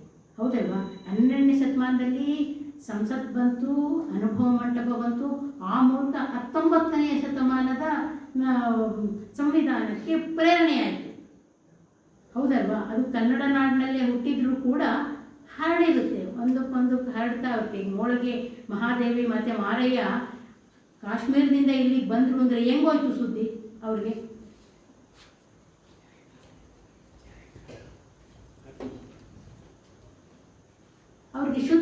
ಸುದ್ದಿ ಹೇಗೋಯ್ತು? ಅಕ್ಕಮಹಾದೇವಿ ಉಡಿತಡೆಯಿಂದ ಕಲ್ಯಾಣಕ್ಕೆ ಬಂದರು ಅಂತಂದರೆ ಅವ್ರಿಗೆ ಸುದ್ದಿ ಹೇಗೋಯ್ತು? ಅಂದರೆ ಬಾಯಿಂದ ಬಾಯಿಗೆ ಅವರ ಒಂದು ನಿಜವಾದಂಥ ಶಕ್ತಿ, ಆ ವಚನ ಚಳುವಳಿ ತಲುಪ್ತಾ ಹೋಯ್ತಲ್ಲ, ಆ ತಲುಪ್ತಾ ಹೋಗಿದ್ದರಿಂದ ನಿಜವಾಗೂ ಆ ಒಂದು ವಿಚಾರಗಳು ಒಂದು ಆಂದೋಲನವಾಗಿ ಎಲ್ಲರನ್ನೂ ಕೂಡ ತಲುಪ್ತು ಅನ್ನೋದಕ್ಕೆ ಇದು ಸಾಕ್ಷಿಯಾಗಿ ನಿಂತಿದೆ. ಅದಕ್ಕೆ ಮಾನವ ಹಕ್ಕುಗಳು, ಪ್ರಜಾಪ್ರಭುತ್ವ, ಮೌಢ್ಯ ಮತ್ತು ಮೌಢ್ಯವಿಲ್ಲದಂಥ ವೈಚಾರಿಕತೆ, ಆತ್ಮಗೌರವ, ಜಾತಿ ಅಸ್ಪೃಶ್ಯತೆ ಮುಂತಾದ ಎಲ್ಲ ಹಕ್ಕುಗಳ ಬಗ್ಗೆ, ಕರ್ತವ್ಯಗಳ ಬಗ್ಗೆ ವಚನಗಳು ವಿವರಿಸ್ತವೆ. ನಿಮ್ಮೆಲ್ಲರಿಗೂ ಗೊತ್ತಿರಲಿ, ವಚನಗಳು ಇವನ್ನ ವಿವರಿಸೋದ್ರಿಂದಲೇ ಸಂವಿಧಾನದಲ್ಲಿ ಆ ಆಶಯಗಳನ್ನು ತರೋದಕ್ಕೆ ಸಾಧ್ಯ ಆಯಿತು. ಸಂವಿಧಾನವನ್ನು ಓದಿದ್ದೀರಲ್ವ ನೀವೆಲ್ಲ? ಸಂವಿಧಾನ ಓದಿದ್ದೀರಲ್ವ ವಿದ್ಯಾರ್ಥಿಗಳು? ಸಂವಿಧಾನದ ಆಶಯ ನಾವು ಏನು ಜನವರಿ 26ಕ್ಕೆ ನಾವು ಸಂವಿಧಾನ ದಿನವನ್ನು ಆಚರಿಸ್ತಾ ಇದ್ದೀವಲ್ಲ, ಹೇಗೆ ಅದು ಅಂತಂದರೆ ಏನದರಲ್ಲಿದೆ? ಪ್ರಜಾಸತ್ತಾತ್ಮಕವಾದಂಥ ಒಂದು ನಾಡನ್ನು, ಒಂದು ದೇಶವನ್ನು ಕಟ್ಟಬೇಕಾಯಿತು ಅಂದರೆ ಅಲ್ಲಿ ಎಂತಹ ಒಂದು ಸೌಖ್ಯವಾದಂಥ ವಿಚಾರಗಳು ಇರಬೇಕು ಅನ್ನೋದು ನಿಮ್ಮೆಲ್ಲರಿಗೂ ಗೊತ್ತಿರಬೇಕು. ಅಂತಹ ಒಂದು ವಿಚಾರಗಳನ್ನು ನಿಜವಾಗೂ ಕೂಡ ವಚನಗಳು ಒಳಗೊಂಡಿದ್ದರಿಂದ ಆ ವಚನಗಳಿಗೆ ಒಂದು ದೊಡ್ಡ ಅರ್ಥ ಬಂತು. ಸಂವಿಧಾನ ಅದರ ಮೂಲಕ ಅವನ್ನೆಲ್ಲ ತಗೊಳ್ಳೋದಕ್ಕೆ ಸಾಧ್ಯ ಆಯಿತು. ನಿಮಗೆ ತುಂಬ ಉತ್ತಮವಾದಂಥ, ತುಂಬ ಪ್ರಚಾರ ಇರುವಂಥ ವಚನ ಅಂದರೆ ಕಳಬೇಡ, ಕೊಲಬೇಡ, ಹುಸಿಯ ನುಡಿಯಲು ಬೇಡ. ಇವೆಲ್ಲವೂ ಕೂಡ ಸಂವಿಧಾನದಲ್ಲಿ ಬರುವಂಥವು. ಮತ್ತು IPCನಲ್ಲೂ ಬರುವಂಥದ್ದು ಗೊತ್ತಿದೆ ಅಲ್ವ ನಿಮಗೆ? ಇವು ಎಲ್ಲದಕ್ಕೂ ಕೂಡ ಪೊಲೀಸ್ ಇಲಾಖೆಯಲ್ಲೂ ಕೂಡ ಸರಿಯಾದಂಥ ಒಂದು ಶಿಕ್ಷೆಗಳಿದ್ದಾವೆ. ಕಳಬೇಡ, ಕೊಲಬೇಡ, ಹುಸಿಯ ನುಡಿಯಲು ಬೇಡ, ಮುನಿಯ ಬೇಡ, ಅನ್ಯರಿಗೆ ಅಸಹ್ಯ ಪಡಬೇಡ, ತನ್ನ ಬಣ್ಣಿಸಬೇಡ, ಇದಿರು ಅಳಿಯಲು ಬೇಡ. ಇದೇ ಅಂತರಂಗ ಶುದ್ಧಿ, ಇದೇ ಬಹಿರಂಗ ಶುದ್ಧಿ, ಇದೇ ನಮ್ಮ ಕೂಡಲ ಸಂಗಮ ದೇವನ ಒಲಿಸುವವರು. ಬಹುಶಃ ಬಸವಣ್ಣನ ಈ ವಚನ ಕರ್ತವ್ಯಗಳನ್ನು, ಸಂವಿಧಾನದಲ್ಲಿ ಒಳಗೊಂಡಿರುವಂಥ ಕರ್ತವ್ಯಗಳನ್ನು ನೆನಪಿಸುತ್ತೆ. ಯಾವುದನ್ನು ನೆನಪಿಸಲ್ಲ, ನಿಜವಾದಂಥ ಕರ್ತವ್ಯಗಳನ್ನು ಅದರಲ್ಲಿ ನಿಜವಾಗ ನಿರೂಪಿಸುತ್ತೆ.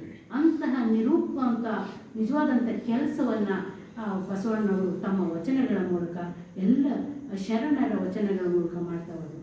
ಭಾರತೀಯ ನ್ಯಾಯ ಸಂಹಿತೆ ಇವಾಗ IPC ಕೋಡ್ ಇಲ್ಲ, ಇವಾಗ ನಿಮಗೆ ಗೊತ್ತಿದೆಯಲ್ಲ, ಬದಲಾವಣೆ ಆಯಿತು. ಪೊಲೀಸ್ದು ಬದಲಾವಣೆ ಆಗಿದೆ. ಅದು ಭಾರತೀಯ ನ್ಯಾಯ ಸಂಹಿತೆ ಅಂತ ಆಗಿದೆ. ಅದು BNS 2023ರಲ್ಲಿ ಅದರ ಬದಲಾವಣೆ ಆಯಿತು. ಕಳ್ಳತನ ಮಾಡೋದಕ್ಕೆ ಏನಿದೆ ಭಾರತೀಯ ನ್ಯಾಯ ಸಂಹಿತೆಯಲ್ಲಿ? 303ರಿಂದ 307ರವರೆಗೂ ಎಲ್ಲ ರೀತಿಯ ಕಳ್ಳತನಗಳಿಗೂ ಏನೇನು ಶಿಕ್ಷೆ ಅಂತ ಇದೆ. ಬಸವಣ್ಣ ಅವತ್ತೇ ಹೇಳೋದು, ಕಳ್ಳ ಬೇಡ, ಕಳ್ಳತನ ಮಾಡಿದ್ರೆ ಏನಾಗುತ್ತೆ ಅನ್ನೋದನ್ನು ಅವತ್ತೇ ಅವ್ರು ಹೇಳ್ತಾ ಹೋದರು, ಎಚ್ಚರಿಸಿದ್ರು ಜನವನ್ನು. ಬಹುಶಃ ಸಂವಿಧಾನ ಇಡೀ ಸಮಾಜವನ್ನು ಎಚ್ಚರಿಸುವಂಥ, ಇಡೀ ದೇಶವನ್ನು ಎಚ್ಚರಿಸುವಂಥ ನಿಜವಾದ ಕೆಲಸವನ್ನು ಮಾಡುತ್ತೆ. ಅದನ್ನು ಬಸವಣ್ಣ ಹೇಳೋದು, ಹುಸಿಯ ನುಡಿಯಲು ಬೇಡ. ಹುಸಿ ಅಂದರೆ ಏನು? ಸುಳ್ಳು ಹೇಳಬೇಡ. ಅದು ಕೂಡ BNS ಅಂದರೆ ಭಾರತೀಯ ನ್ಯಾಯ ಸಂಹಿತೆ, ಅದನ್ನು BNS ಅಂತ ಕರೀತಾರೆ. ಭಾರತೀಯ ನ್ಯಾಯ ಸಂಹಿತೆಯಲ್ಲಿ 229ನೇ ವಿಧಿಯಾಗಿ ಅದಿದೆ ಇವತ್ತು ಕೂಡ. ಸುಳ್ಳು ಹೇಳಿದ್ರೆ ಸುಳ್ಳು ಹೇಳ್ತೀಯೇನು ಅಂತ ಪೊಲೀಸ್ ಎಷ್ಟು ಹೊಡಿತಾರಲ್ವಾ, ಹಂಗೆ ಅವ್ರು ಬಾಯಿ ಬಿಡಿಸ್ಬಿಟ್ಟು ನಿಜವನ್ನು ಹೇಳಿಸ್ಕೊಡ್ತಾರೆ, ಹೌದಲ್ವಾ? ಅದು ಬಸವಣ್ಣ ಅವತ್ತೇ ಹೇಳಿದ್ರು, ಕಳಬೇಡ, ಕೊಲ್ಲಬೇಡ. ಕೊಲ್ಲಬೇಡ ಇದೆಯಲ್ಲ, ಆ ಕೊಲ್ಲಬೇಡ ಅಂದರೆ ಕೊಲ್ಲೋದು. ಅದು BNS 101ರಿಂದ 110ರವರೆಗೂ ಬೇರೆ ಬೇರೆ ಅವ್ರು ಹೆಂಗೆ ಮಾಡಿದ್ರು, ಅಟೆಂಪ್ಟ್ ಮರ್ಡರಿಂದ ಹಿಡಿದು ಎಲ್ಲವೂ ಇದೆ. ಅದನ್ನು ನಮ್ಮ ಭಾರತೀಯ ನ್ಯಾಯ ಸಂಹಿತೆ ಸರಿಯಾದಂಥ ರೀತಿಯಲ್ಲಿ ಅದಕ್ಕೆ ಸರಿಯಾದ ಪರಿಹಾರವನ್ನು ಸೂಚಿಸ್ತಾ ಇದೆ.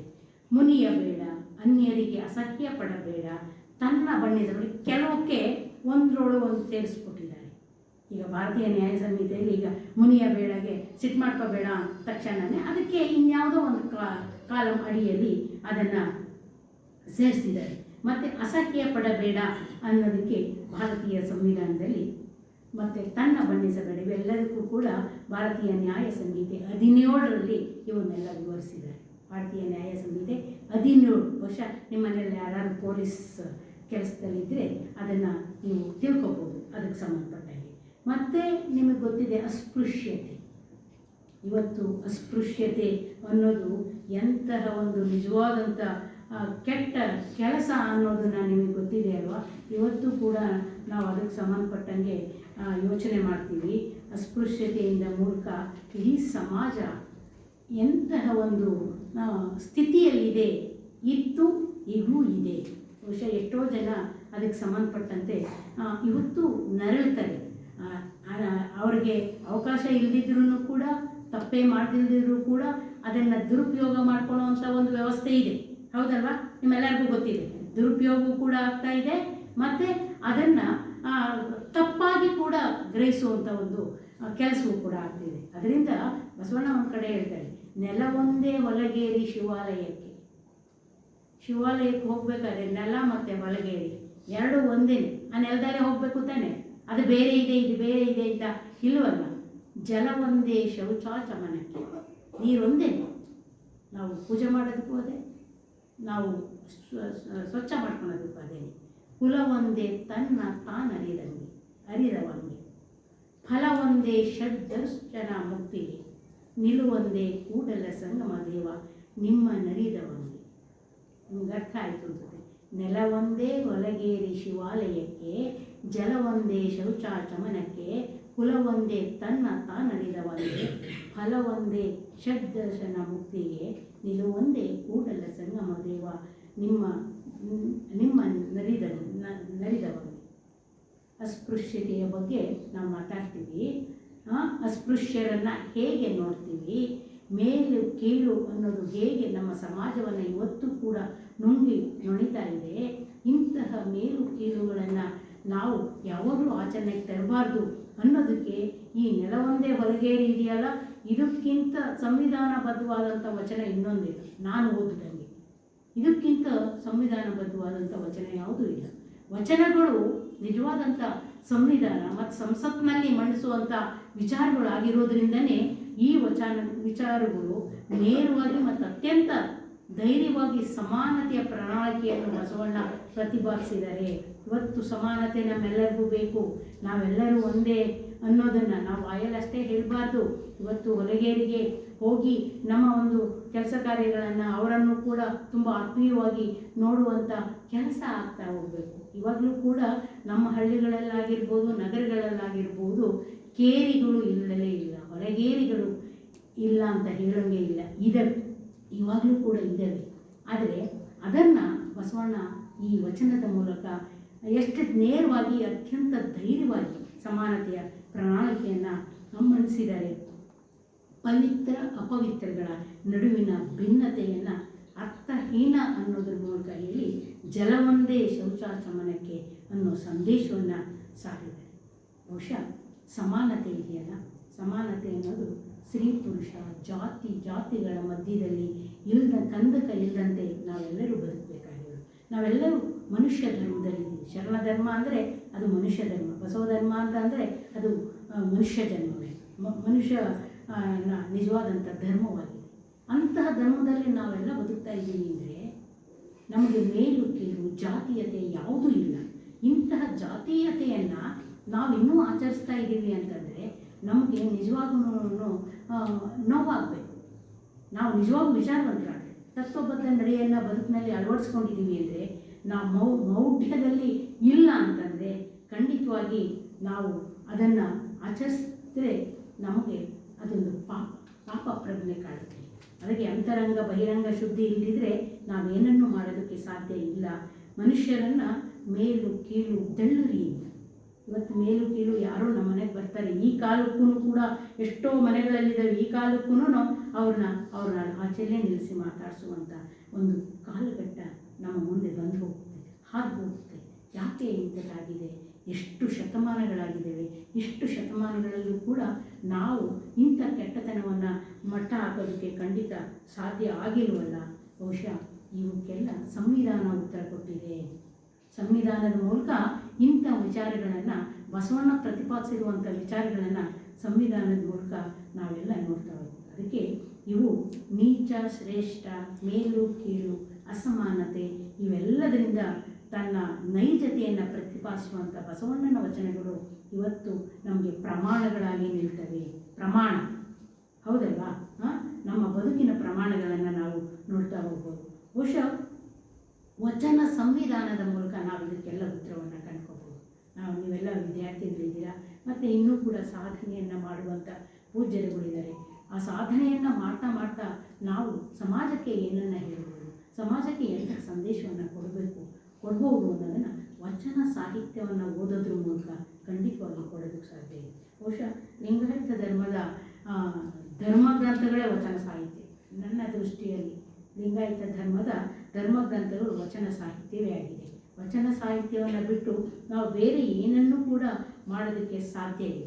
ಬಹುಶಃ ಕಾಯಕದ ಮೂಲಕ ಇವತ್ತು ಒಬ್ಬ ಚಪ್ಪಲಿ ಹೊಲಿಯುವಂಥವನು ಕೂಡ ಸಮಾನತೆಯನ್ನು ಬಯಸುವಂಥ, ಸಮಾನವಾಗಿರುವಂಥ ಎಲ್ಲ ಸ್ವಾತಂತ್ರ್ಯವೂ ಕೂಡ ಅವರಿಗಿದೆ. ಇವತ್ತು ಸ್ವಾತಂತ್ರ್ಯ ಮತ್ತು ಸಮಾನತೆಯ ಬಗ್ಗೆ ತುಂಬ ಚೆನ್ನಾಗಿದೆ ಸಂವಿಧಾನದಲ್ಲಿ. ಅಂಥ ಸಂವಿಧಾನದ ರಚನೆಯನ್ನು ನಾವು ಅಂದೇನೆ ಬಸವಾದಿ ಪ್ರಮುಖರು ಅಂದೇ ಮಾಡಿದ್ದಾರೆ, 12ನೇ ಶತಮಾನದಲ್ಲೇ ಮಾಡಿದ್ದಾರೆ. ಬಹುಶಃ ಸಿದ್ದರಾಮೇಶ್ವರರ ಒಂದು ವಚನ ಇವತ್ತು ಶಾಸ್ತ್ರ ಅನ್ನೋದು, ಮತ್ತು ಮೌಢ್ಯ ಅನ್ನೋದು, ಮತ್ತು ಪುರಾಣ ಅನ್ನೋದು ನಮ್ಮನ್ನು ಹೇಗೆ ನುಂಗಿ ನೊಳಿತಾ ಇದೆ, ಸಮಾಜವನ್ನು ಬೇರೆ ರೀತಿಯಲ್ಲಿ ಕರ್ಕೊಂಡು ಹೋಗ್ತಾ ಇದೆ, ಸಮಾಜಕ್ಕೆ ಕಂಟಕ ಆಗಿದೆ ಅಂತ. ಬಹುಶಃ ಬಸವಣ್ಣ ಒಂದು ಕಡೆ ಹೇಳ್ತಾರೆ,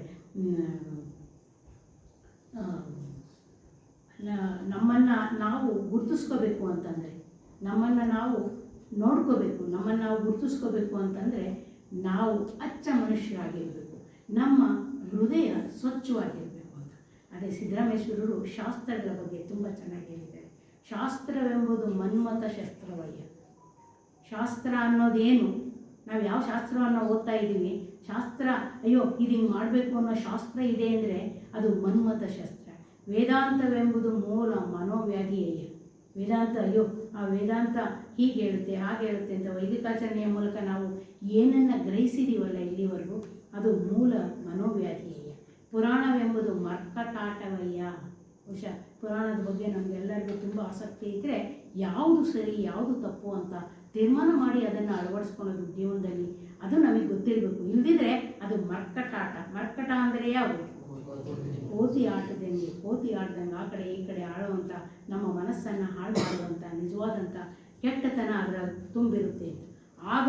ಆಗಮವೆಂಬುದು ಯೋಗದ ಘೋರವಯ್ಯ. ಬಹುಶಃ ಎಷ್ಟು ನಿಷ್ಠುರವಾಗಿ ವಚನಕಾರರು ಹೇಳ್ತಾರೆ ಅಂತಂದರೆ, ಆಗಮವೆಂಬುದು ಯೋಗದ ಘೋರವಯ್ಯ, ಇತಿಹಾಸವೆಂಬುದು ರಾಜರ ಕಥಾಭಾಗವಯ್ಯ, ಸ್ಮೃತಿ ಎಂಬುದು ಪಾಪ ಪುಣ್ಯ ವಿಚಾರವಯ್ಯ, ಆದ್ಯರ ವಚನವೆಂಬುದು ಬಹುವೇದ್ಯವಯ್ಯ.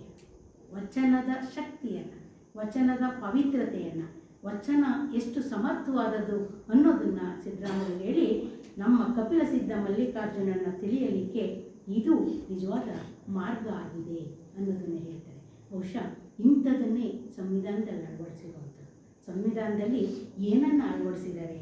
ಸಂವಿಧಾನ ಕರ್ತೃಗಳು ಸಂವಿಧಾನವನ್ನು ಬರೆಯೋದಕ್ಕೆ ಅಂತ ಹೊರಟಂಥ ಸಂದರ್ಭದಲ್ಲಿ ಅವ್ರಿಗೆ ಇವೆಲ್ಲವೂ ಕೂಡ ಸಮಾಜದಲ್ಲಿ ಬಂದಿರುವಂಥ ಸಿದ್ಧಾಂತಗಳಿತ್ತು.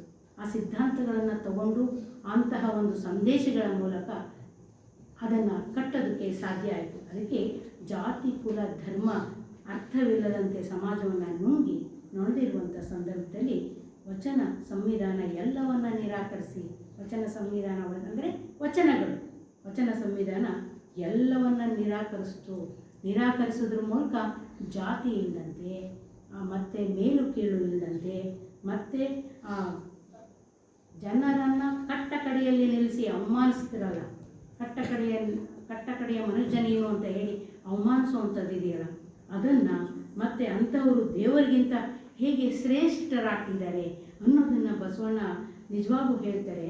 ಅವರೊಂದು ಕಡೆ ಹೇಳ್ತಾರೆ, ಕುಲಕ್ಕೆ ತಿಲಕ ನಮ್ಮ ಮಾದಾರ ಚೆನ್ನಯ್ಯ, ನಿಮ್ಮಿಂದ ಅಧಿಕ ಕೂಡಲ ಸಂಗಮ ದೇವ. ಎಷ್ಟು ಚೆನ್ನಾಗಿದೆ ನೋಡಿ, ಎಷ್ಟು ಚೆನ್ನಾಗಿ ಹೇಳ್ತಾರೆ ಅವರು. ಕೂಡಲ ಸಂಗಮ ದೇವ ಎಂಥವನು ಅಂತಂದರೆ ನಿಮ್ಮಿಂದ ಅಧಿಕ, ಕುಲಕ್ಕೆ ತಿಲಕ ನಮ್ಮ ಮಾದಾರ ಚೆನ್ನಯ್ಯ. ಅದಕ್ಕೆ ಮುಂದುವರೆದು ಅವ್ರು ಹೇಳ್ತಾರೆ, ಅಪ್ಪನು ನಮ್ಮ ಮಾದಾರ ಚೆನ್ನಯ್ಯ, ಬಪ್ಪನು ನಮ್ಮ ಡೋಹಾರ ಕಕ್ಕಯ್ಯ. ಅಪ್ಪನು ನಮ್ಮ ಮಾದಾರ ಚೆನ್ನಯ್ಯ, ಬಪ್ಪನು ನಮ್ಮ ಡೋಕಾರ ಕಕ್ಕಯ್ಯ. ಚಿಕ್ಕಯ್ಯ ನೆಮ್ಮಯ್ಯ ಕಾಣಯ್ಯ, ಅಣ್ಣನು ನಮ್ಮ ಕಿನ್ನರಿ ಬೊಮ್ಮಯ್ಯ. ಬಹುಶಃ ಇವರೆಷ್ಟೂ ಜನ ಇದ್ದಾರಲ್ಲ, ಇವರೆಲ್ಲರನ್ನು ಕೂಡ ನಾವೇನು ಕೀಳು ಜಾತಿ ಅಥವಾ ಅಸಮಾನತೆಯಿಂದ ನೊಂದಿರುವಂಥವರು ಅಂತ ನಾವು ಅಂದ್ಕೊತೀವಲ್ವ, ಅಂಥ ಒಂದು ವರ್ಗದಿಂದ ಬಂದವರು. ಆ ವರ್ಗ ಜಾತಿಯ ಯಾವುದೇ ಒಂದು ತಾರತಮ್ಯ ಇಲ್ಲದಲೇ ಇರುವಂಥ ಬದುಕನ್ನು ನಾವು ನಡೆಸಬೇಕು ಅನ್ನೋದು ಬಸವಾದಿ ಪ್ರಮಥರ ನಿಜವಾದಂಥ ಒಂದು ಆಶಯ ಆಗಿತ್ತು. ಆ ಆಶಯಕ್ಕೆ ತಕ್ಕಾಗಿ ಇವನ್ನೆಲ್ಲ ರಚಿಸಿದ್ರು. ಇದು ನಿಜವಾಗೂ ಕೂಡ ಸಂವಿಧಾನಬದ್ಧವಾಗಿರುವಂಥದ್ದು, ವಚನ ಸಂವಿಧಾನ ಅಂತ ಅದಕ್ಕೆ ನಾನು ಹೇಳ್ತೀನಿ. ಸಂವಿಧಾನದಲ್ಲಿ ಇವೆಲ್ಲವನ್ನು ಹೇಗೆ ಅಳವಡಿಸಿದ್ದಾರೆ ಅನ್ನೋದನ್ನು ನೀವು ನೋಡ್ತಾ ಹೋಗಿ ಸಂವಿಧಾನನ ಪೂರ್ತಿ ಓದಿದ್ರೆ ಗೊತ್ತಾಗುತ್ತೆ. ನಮ್ಮ ವಚನ ಇದಕ್ಕಿಂತ ಬೇರೆ ಅಲ್ಲ ಅಂತ ಅನ್ಸೋಕ್ಕೆ ಶುರುವಾಗುತ್ತೆ. ಪೂರ್ತಿ ಓದಿದ್ದೀರ ಸಂವಿಧಾನವನ್ನು? ಇಲ್ಲ. ಎಲ್ಲರೂ ಓದಿದ್ರೆ ಪೂರ್ತಿ ಓದಿದ್ರೆ ಸಂವಿಧಾನವನ್ನು? ಇಲ್ಲ, ಸ್ವಲ್ಪ ಭಾಗವನ್ನು ಓದಿರ್ತಾರೆ. ನಿಮಗೆ ಪಠ್ಯಕ್ಕೆ ಎಷ್ಟಿಟ್ಟಿರ್ತೀರೋ ಅದನ್ನು. ಅದರಿಂದ ನಿಜವಾಗೂ ಕೂಡ ಅಮ್ಮಗೆ ರಾಯಮ್ಮ ಒಂದು ಕಡೆ ಹೇಳ್ತಾರೆ, ಅಮ್ಮಗೆ ರಾಯಮ್ಮ, ಶೀಲವಂತನಾದಡೆ ಜಾತಿಯ ಬಿಡಬೇಕು. ನಿಮ್ಮ ಹತ್ರ ಜಾತಿ ಇದೆ ಅಂದರೆ ನೀವು ಶೀಲವಂತ ಅಲ್ಲ. ಅವರೆಷ್ಟು ನೇರವಾಗಿ ಹೇಳ್ತಾರೆ. ನಿಜವಾಗೂ ಕೂಡ 35 ಜನ ವಚನಕಾರ್ತಿಯರು ಕೂಡ ಆ ಒಂದು ಕಾಲ್ಗಟ್ಟದಲ್ಲಿ ಬಂದ್ರಲ್ಲ, ಎಷ್ಟು ಸ್ವತಂತ್ರವಾಗಿ ಹೇಳ್ತಾ ಇದ್ರು, ಎಷ್ಟು ನಿಷ್ಠುರೆಯಿಂದ ಹೇಳ್ತಾ ಇದ್ರು, ಎಷ್ಟು ಭಯ ಇಲ್ಲದಲೇ ಇರುವಂಥ ಸಮಾಜಕ್ಕೆ ಸರಿಯಾದಂಥ ಸಂದೇಶವನ್ನು ಕೊಡ್ತಾಯಿದ್ರು. ಅವರು ನಿಮಗೆ ಆಯ್ದಕ್ಕಿ ಲಕ್ಕಮ್ಮ ಗಂಡ ಅಕ್ಕಿಯನ್ನು ಹೆಚ್ಚಾಗಿ ತಂದಾಗ ಅವರು 5 ಅಕ್ಕಿಯನ್ನು ತಗೊಂಡು ಬಂದು ಅದರ ಮೂಲಕ ದಾಸೋಹವನ್ನು ಮಾಡಿ ಶಿವಶರಣರಿಗೆ ಕೊಡ್ತಾ ಇರುವಂಥ ಕಾಯಕವನ್ನು ಮಾಡ್ತಾಯಿದ್ರು. ಅವರು ಅದನ್ನು ಜಾಸ್ತಿ ಅಕ್ಕಿಯನ್ನು ತಂದು ನಾಳೆ ಮತ್ತೆ ಹೋಗೋದೇನು ಅಂತ ಇವತ್ತು ಇನ್ನೊಂದು ಸ್ವಲ್ಪ ತರೋಣ ಅಂತ ಮಾರಯ್ಯ ತಂದಾಗ ಅವ್ರು ಹೇಳ್ತಾರೆ, ಆಯ್ದಕ್ಕಿ ಲಕ್ಕಮ್ಮ, ಈ ಸಕ್ಕಿ ಆಸೆ ನಿಮಗೇಕಿ, ಈಶ್ವರ ಒಪ್ಪಲ್ಲ. ಈ ಸಕ್ಕಿ ಆಕೆ ನಮಗೆ ಬೇಕಾಗಿಲ್ಲ, ಎಷ್ಟು ಬೇಕೋ ಅಷ್ಟನ್ನು ನಾವು ತಗೊಳ್ಳೋಣ, ಅಷ್ಟನ್ನು ನಾವು ಸಂಗ್ರಹಿಸೋಣ ಅಂತ. ಅದಕ್ಕೆ ಶೀಲವಂತ ಆಮಗೆ ರಾಯಮ್ಮ ಹೇಳೋದು, ಶೀಲವಂತನಾದರೆ ಜಾತಿಯ ಬಿಡಬೇಕು, ಶಿವಜ್ಞಾನಿಯಾದರೆ ಸಮಯವ ಬಿಡಬೇಕು. ಅಂದರೆ ಅವ್ರಿಗೆ ಸಮಯ ಇಲ್ಲ, ಅವ್ರು ಸಾಧನೆ ಮಾಡ್ತಲೇ ಇರಬೇಕು. ಸಮಯವನ್ನು ಇಟ್ಕೊಂಡು ಪಾಠ ಓದ್ತೀವಿ ಅಂತ ಅನ್ನೋಂಗಿಲ್ಲ, ಅವರು ಸಾಧನೆಯನ್ನು ಮಾಡ್ತಲೇ ಇರಬೇಕು ಶಿವಜ್ಞಾನಿಯಾದರೆ. ಹಿಂಗಲ್ಲದೆ ಜಗದಲ್ಲಿ ನಡೆಯುವ ಭ್ರಾಂತಿಯ ಸುದ್ದಿ ಏಕೆ, ನಿಭ್ರಾಂತನಾದ ಶರಣಂಗೆ ಆಮೋಗೇಶ್ವರ. ಲಿಂಗ ಕಾರಣ. ಅದು ಹೇಳುವಂಥದ್ದು ಅವನಿಗೆ ರಾಯಮ್ಮ ಹೇಳೋದು. ಬಹುಶಃ ಜಾತಿ ಮತ್ತು ಜಾತಿಯ ಪಾವಿತ್ರತೆಯನ್ನು ಆಚರಿಸುವವರು ಭ್ರಾಂತಿಗೆ ಒಳಗಾಗಿರ್ತಾರೆ. ಜಾತಿ ಇದೆಯಲ್ಲ, ನಮ್ಮ ಜಾತಿ ದೊಡ್ಡದು ಅಂತ ಭ್ರಾಂತಿಗೆ ಒಳಗಾಗಿರ್ತಾರೆ. ಅಂಥದ್ದನ್ನು ನಿಜವಾಗೂ ಕೂಡ ಆಗಬಾರ್ದು. ಆ ನಿಭ್ರಾಂತಿ ಆಗಬೇಕು, ಭ್ರಾಂತಿಗೆ ಒಳಗಾಗಬಾರ್ದು. ಅವಾಗ ಆಮುಗೇಶ್ವರ ಲಿಂಗ ಅಂದರೆ ಅವರು ಒಪ್ಪಿರುವಂಥ ದೇವರು, ಒಲಿಯಲ್ಲ, ಅದು ಅವರ ಅಂಕಿತ ಆಗಿರುತ್ತೆ ಅನ್ನೋ ಸಂದೇಶವನ್ನು ಆಮುಗೆ ರಾಯಮ್ಮ ಕೊಟ್ಟಿದೆ. ಆಮುಗೆ ರಾಯಮ್ಮ ಕೆಳವರ್ಗದ ವಚನಕಾರ್ತಿ, ನಿಮ್ಮೆಲ್ಲರಿಗೂ ಗೊತ್ತಿದೆ. ಅವರು ಕಾಯಕದ ಮೂಲಕ ರಾಟೆ ನೋಡುವಂಥದ್ದನ್ನು ಮಾಡ್ತಾ ಇರ್ತಾರೆ. ಅವರೆಲ್ಲರೂ ಕೂಡ ಇವತ್ತು ತುಂಬ ಸ್ಟ್ರಾಂಗ್ ಆಗಿ ಬರೆದಿರುವಂಥದ್ದು, ತುಂಬ ಗಟ್ಟಿಯಾಗಿ ಬರೆದಿರುವಂಥ ಯಾವುದೇ ವಚನಕಾರ್ತಿ ಇದ್ದರೂ ಕೂಡ ಅವರು ಕೆಳವರ್ಗ, ಏನು ವರ್ಗ ವಿಧಾನಗಳನ್ನು ಆಚರಣೆ ಮಾಡಿದರೆ ಕೆಳವರ್ಗದ ವಚನಕಾರ್ತಿಯರಾಗಿ ಕಾಳೆವರ್ಗೆ ಆಗಿರ್ಬೋದು, ಸತ್ಯಕ್ಕ ಆಗಿರ್ಬೋದು, ಇವರೆಲ್ಲರನ್ನೂ ಕೂಡ ಆಮುಗೆ ರಾಯಮ್ಮ ಆಗಿರ್ಬೋದು, ಇವರೆಲ್ಲರೂ ಕೂಡ ತಮ್ಮ ತಮ್ಮ ಶಕ್ತಿಯ ಅನುಸಾರ ಅಷ್ಟೊಂದನ್ನೆಲ್ಲ ಮಾಡೋದಕ್ಕೆ ಸಾಧ್ಯ ಆಯಿತು, ತತ್ವಬದ್ಧವಾಗಿ ನಡೆಯೋದಕ್ಕೆ ಸಾಧ್ಯ ಆಯಿತು ಅನ್ನೋದನ್ನು ಅವರು ನಿಜವಾಗೂ ಕೂಡ ಈ ಮೂಲಕ ವಚನಗಳ ರಚನೆಯ ಮೂಲಕ ನಿರೂಪಿಸ್ತಾ ಇದ್ದಾರೆ. ಅದರಿಂದ ಭಾರತದ ಸಂವಿಧಾನಕ್ಕೆ ವಚನಗಳು ಹೇಗೆ ಆಧಾರ ಆಗುವಂಥ ಒಂದೆರಡೇ ನಿಮಿಷದಲ್ಲಿ ಮಾತಾಡ್ತೀನಿ. ಮಾತಾಡ್ತಾ ನನಗೆ ಸಮಯ ಓದೋದು ಗೊತ್ತಾಗಲಿಲ್ಲ. ಭಾರತ ಸಂವಿಧಾನಕ್ಕೆ ವಚನಗಳೇ ಆಧಾರ ಎಂಬುದನ್ನು ಬಸವಾದಿ ವಚನಕಾರರು ನಿರೂಪಿಸಿದ್ದಾರೆ. ವರ್ಣ ಆಧಾರಿತ ಜಾತಿ ವ್ಯವಸ್ಥೆಯನ್ನು, ಜಾತಿ ಅಸಮಾನತೆಯನ್ನು ತಿರಸ್ಕರಿಸಿದರೆ ಅದನ್ನು ಸಂವಿಧಾನದಲ್ಲಿ ಅಳವಡಿಸಿದ್ದಾರೆ. ಅಸ್ಪೃಶ್ಯತೆ ಆಚರಣೆಯನ್ನು ಖಂಡಿಸಿದ್ದಾರೆ ಬಸವಾದಿ ಶರಣರು. ಮೇಲ್ಜಾತಿ ಎಂಬ ಕುಲ ಮತವನ್ನು ಖಂಡಿಸಿದ್ದಾರೆ. ಯಾವ ಕಾಯಕ ಕೀಳಲ್ಲ ಅನ್ನೋದನ್ನು ಖಂಡಿಸಿದ್ದಾರೆ. ವಚನಗಳ ಮೂಲಕ ಇದನ್ನು ಸಾರಿ ಎಲ್ಲರಿಗೂ ಹರಡಿದ್ದಾರೆ. ಮತ್ತು ದೇವಾಲಯ ಪ್ರವೇಶವನ್ನು ನಿರಾಕರಿಸೋದು, ಅದು ನಿಮ್ಮೆಲ್ಲರಿಗೂ ಗೊತ್ತಿದೆಯಲ್ಲ, ಅದೊಂದು ದೊಡ್ಡ ಆಂದೋಲನೆ ಆಗಿದೆ. ದೇವಾಲಯ ಪ್ರವೇಶವನ್ನು ನಿರಾಕರಿಸಿದ ಜನಕ್ಕೆ ದೇಹವನ್ನೇ ದೇವಾಲಯ ಮಾಡು ಆ ವಾಕ್ಯವನ್ನು ಇದರಲ್ಲಿ ತಗೊಂಡು ಬಂದಿದ್ದಾರೆ. ಯಾವುದರ ಸಂವಿಧಾನದಲ್ಲಿ ದೇಹವನ್ನೇ ದೇವಾಲಯ ಮಾಡುವಂಥದ್ದು ಸ್ಥಿತಿ ಯಾವುದು? ಇಷ್ಟಲಿಂಗ. ಬಸವಾದಿ ಶರಣರು ಬಸವಣ್ಣ ತಂದದ್ದು ಇಷ್ಟಲಿಂಗ, ದೇಹವನ್ನೇ ದೇವಾಲಯ ಮಾಡೋದ್ರ ಮೂಲಕ, ಲಿಂಗ ಪೂಜೆಯ ಮೂಲಕ ಮಾಡಿರುವಂಥದ್ದನ್ನು ಅವರು ನಿಜವಾಗೂ ಕೂಡ ಜಾತಿ ಭ್ರಮೆಯನ್ನು, ಅಸಮಾನತೆಯ ಭ್ರಮೆಯನ್ನು ಎಲ್ಲವನ್ನು ಕೂಡ ಅವರು ನೀಗಿಸಿದ್ದಾರೆ. ಬಹುಶಃ ಜಾತಿ ಭ್ರಮೆ, ನೀತಿ ಭ್ರಮೆ, ಈ ಕರ್ಮಗಳನ್ನು ನೀಗಿಸುವಂಥದ್ದನ್ನು ನಿಜವಾಗಿ ವಚನಕಾರರು ಮಾಡಿದ್ದಾರೆ. ಅಂತರಂಗದಲ್ಲಿ ಜಾತಿಯನ್ನು ಬಿಡದಿದ್ದರೆ, ನಾವು ಮೇಲ್ಗಡೆ ಮಾತ್ರ ತುಂಬ ಪ್ರಗತಿಪರರು ಅಂತ ಹೇಳ್ಕೊಂಡು ಅಂತರಂಗದಲ್ಲಿ ಜಾತಿಯನ್ನು ಬಿಡದಿದ್ದರೆ ಜಾತಿ ವ್ಯವಸ್ಥೆ ಎಂದೂ ಹೋಗಲ್ಲ ಅನ್ನೋದನ್ನು ಸಂವಿಧಾನ ನಿರೂಪಿಸಿದೆ, ಬಸವಣ್ಣ ನಿರೂಪಿಸಿದ್ದಾರೆ. ಮತ್ತು ಶ್ರಮಿಕರನ್ನು ಧರ್ಮ ಮತ್ತು ಜಾತಿಯ ವ್ಯವಸ್ಥೆಯಿಂದ ಬೇರ್ಪಡಿಸುವಂಥ ಕೆಲಸವನ್ನು ಸಮಾಜ ಮಾಡ್ತಾ ಇದೆ ಅನ್ನೋದನ್ನು ಸಂವಿಧಾನ ಗುರುತಿಸಿದೆ. ಬಹುಶಃ ಇದನ್ನು ನಿಜವಾಗೂ ಕೂಡ ನಾವು ಆಲೋಚನೆಯ ಮಾಡಬೇಕು. ಜಾತಿ ಭ್ರಮೆಯನ್ನು ಮೀರಿದಿದ್ರೆ ನಮ್ಮ ಬದುಕು ಯಾವತ್ತೂ ಕೂಡ ಸೌಖ್ಯ ಆಗಲ್ಲ. ಆ ಸೌಖ್ಯ ಆಗದಲೇ ಇರುವಂಥ ಬದುಕನ್ನು ನಾವು ನಿಜವಾಗೂ ಕೂಡ ಆಲೋಚನೆಯನ್ನು ಮಾಡಿ ಆ ಬದುಕನ್ನು ಸೌಖ್ಯ ಮಾಡ್ಕೋಬೇಕು ಅಂತಂದರೆ ಎಂಥದ್ದು ಅಂತ. ಬಹುಶಃ ನಾನು ಸಂವಿಧಾನ ಒಂದು ಚಿಕ್ಕ ಇದ್ರ ಮೂಲಕ ಸಂವಿಧಾನ ಅದ ಒಂದು ಅರ್ಥವನ್ನು ಹೇಳ್ತಾ ಹೋಗ್ತೀನಿ. ಸಂವಿಧಾನ ಏನನ್ನು ಹೇಳಿದೆ ಅನ್ನೋದ್ರ ಬಗ್ಗೆ, ಭಾರತದ ಸಂವಿಧಾನದ ಬಗ್ಗೆ ನಿಮ್ಮೆಲ್ಲರಿಗೂ ಗೊತ್ತಿದೆ. ಭಾರತದ ಸಂವಿಧಾನ ಏನನ್ನು ಹೇಳಿದೆ, ಅದರ ಪ್ರಸ್ತಾವನೆಯನ್ನು ಅಷ್ಟು ತಿಳ್ಕೊಂಡ್ರೂ ಕೂಡ ನಾವು ಸಂವಿಧಾನವನ್ನು ಏನು ಅಂತ ಅರ್ಥ ಮಾಡ್ಕೊತ ಹೋದರೆ ಓದೋದಕ್ಕೆ ನಮಗೆ ಅನುಕೂಲ ಆಗುತ್ತೆ. ವಚನಕಾರರು ಹೇಳಿರುವಂಥದ್ದೆಲ್ಲವೂ ಕೂಡ ಹೇಗೆ ಸಂವಿಧಾನದಲ್ಲಿದೆ ಅನ್ನೋದನ್ನು ನಾವು ಆಲೋಚನೆ ಮಾಡಬಹುದು. ಭಾರತದ ಜನತೆಯಾದ ನಾವು ಭಾರತವನ್ನು ಸಾರ್ವಭೌಮ, ಸಮಾಜವಾದಿ, ಮತ, ಧರ್ಮ ನಿರಪೇಕ್ಷ ಜನತಂತ್ರಾತ್ಮಕ ಗಣರಾಜ್ಯವನ್ನು ರೂಪಿಸುವುದಕ್ಕಾಗಿ ವಿಚಾರ, ಅಭಿವ್ಯಕ್ತಿ, ನಂಬಿಕೆ, ಧರ್ಮ ಮತ್ತು ಉಪಾಸನೆಯ ಸ್ವಾತಂತ್ರ್ಯ, ಸ್ಥಾನಮಾನ, ಅವಕಾಶಗಳ ಸಮತೆ ದೊರೆಯುವಂತೆ ಮಾಡುವ ವ್ಯಕ್ತಿ ಗೌರವ, ದೇಶದ ಏಕತೆ ಮತ್ತು ಸಮಗ್ರತೆಗಾಗಿ ಎಲ್ಲರಲ್ಲಿ ಭ್ರಾತೃತ್ವ ಭಾವನೆಯನ್ನು ಮೂಡಿಸುವ ದೃಢ ಸಂಕಲ್ಪ ಮಾಡಿ ನಮ್ಮ ಸಂವಿಧಾನ ಸಭೆಯಲ್ಲಿ 1949 ನವೆಂಬರ್ 26 ದಿನದಂದು ಈ ಸಂವಿಧಾನವನ್ನು ನಮಗೆ ನಾವೇ ಅರ್ಪಿಸಿಕೊಂಡು ಅಂಗೀಕರಿಸಿ ಶಾಸನವಾಗಿ ವಿಧಿಸಿಕೊಂಡಿದ್ದೇವೆ. ಬಹುಶಃ ಇದನ್ನು ನಾವೆಲ್ಲರೂ ಅರ್ಥ ಮಾಡ್ಕೋಬೇಕು. ಅದನ್ನೇ ಬಸವಣ್ಣ ಹೇಳೋದು, ಇವನಾರವ ಇವನಾರವ ಇವನಾರವ ಎನಿಸದು ಎನ್ನದಿರು ಇವ ನಮ್ಮವ ಎನಿಸಯ್ಯ. ಇದನ್ನೇ ಹೇಳಿರುವಂಥದ್ದು. ನಾವೇ ಹೇಗೆ ನಾವು ಇರಿಸ್ಕೊಂಡಿದ್ದೀವಿ. ಯಾವುದೇ ಒಂದು ಸೋಂಕಿಲ್ದಲೆ ಸಂವಿಧಾನ ನಮ್ಮ ಜೊತೆಗಿದೆ, ಯಾವುದೇ ಸೋಂಕಿಲ್ದಲೆ ತತ್ವಬದ್ಧವಾದ ವಚನಗಳು ನಮ್ಮ ಜೊತೆಗಿದ್ದಾವೆ. ಅದರ ಮೂಲಕ ನಾವು ಮನುಷ್ಯರಾಗಿ ಬದುಕೋದಕ್ಕೆ, ಧರ್ಮದ ಮೂಲಕ ಬದುಕೋದಕ್ಕೆ, ಧರ್ಮವನ್ನು ಅವರೆಂದು ವಚನಕಾರರು ಅದನ್ನು ನಿರಾಕರಿಸಿಲ್ಲ. ಧರ್ಮ, ನೀನು ಒಪ್ಪುವಂಥ ಮಾನವ ಧರ್ಮವನ್ನು ನೀನು ಅನುಸರಿಸು. ಯಾಕೆಂದರೆ ಒಳ್ಳೆಯದು ಎಲ್ಲ ಕಡೆಯಿಂದ ಬರಲಿ ಅನ್ನುತ್ತೆ ಭಗವದ್ಗೀತೆ. ಒಳ್ಳೆಯದನ್ನು ಎಲ್ಲ ಕಡೆಯಿಂದ ನಾವು ತಗೋಬೇಕು ಅಂತಂದರೆ ವಚನಗಳು ಹೇಳಿರುವಂಥದ್ದನ್ನು ಚಾಚೂತದಲ್ಲಿ ತತ್ವಬದ್ಧವಾಗಿ ನಾವು ನಿರೂಪಿಸ್ತಾ ಹೋದರೆ ಆ ತತ್ವಗಳು ನಮ್ಮ ಬದುಕನ್ನು, ನಮ್ಮ ಬದುಕಿಗೆ ಬೆಳಕನ್ನು ಕೊಡೋದಕ್ಕೆ ಖಂಡಿತ ಸಾಧ್ಯ ಇದೆ. ಬಹುಶಃ ಇಂಥದ್ದೊಂದು ಅವಕಾಶಕ್ಕಾಗಿ ಇಂತಹ ಒಂದಷ್ಟು ಮಾತುಗಳನ್ನು ನಿಮ್ಮ ಜೊತೆಗೆ ಹಂಚ್ಕೊಳ್ಳೋದಕ್ಕೆ ಅವಕಾಶ ಮಾಡಿಕೊಟ್ಟಂಥ ಪರಮ ಪೂಜ್ಯ ದ್ವಯರಿಗೆ ಮತ್ತು ಎಲ್ಲರಿಗೂ ಒಂದಿಸಿ ನಾನು ಮಾತನಾಡಿ ನಮಸ್ಕಾರ.